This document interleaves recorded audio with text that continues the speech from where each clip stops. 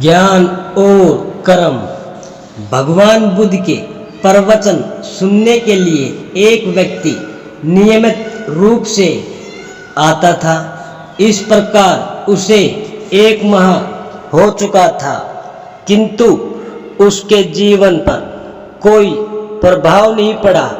भगवान बुद्ध उपदेश में कहते थे कि धर्म पर चलो, अपने जीवन से राग द्वेष को दूर करो, काम क्रोध लोभ मोह और अहंकार से सदा दूर रहो। बुद्ध के उपदेशों से लोगों को बहुत शांति मिलती थी, किंतु उस व्यक्ति का मन अशांत रहता था।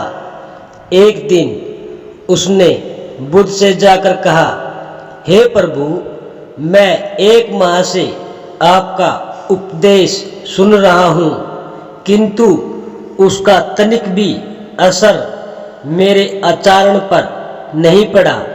मैं बहुत परेशान हूँ, मुझे क्या करना चाहिए? बुद्ध उनकी बात सुनकर बोले, तुम कहाँ के रहने वाले हो? उसने कहा, श्रावस्ती का।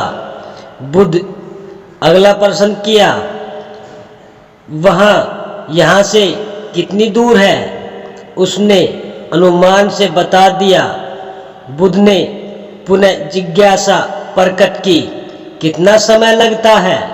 उस व्यक्ति ने हिसाब लगाकर बता दिया।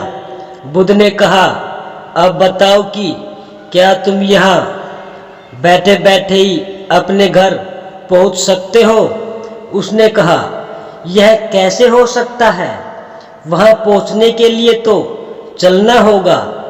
तब बुद्ध ने बड़े प्रेम से उसे समझाया, जैसे चलने पर ही पहुँचा जा सकता है, वैसे ही अच्छी बातों पर अमल करने से ही लाभ होता है। हे प्यारे, तुम मेरे ज्ञान के साथ अपने कर्म को जोड़ दो, तब तुमको उत्तम फल मिलेगा। उस व्यक्ति को अपनी गलती समझ आ गई। उसने अपने जीवन में सुधार कर लिया, जिससे उसका जीवन सदाचारी बन गया।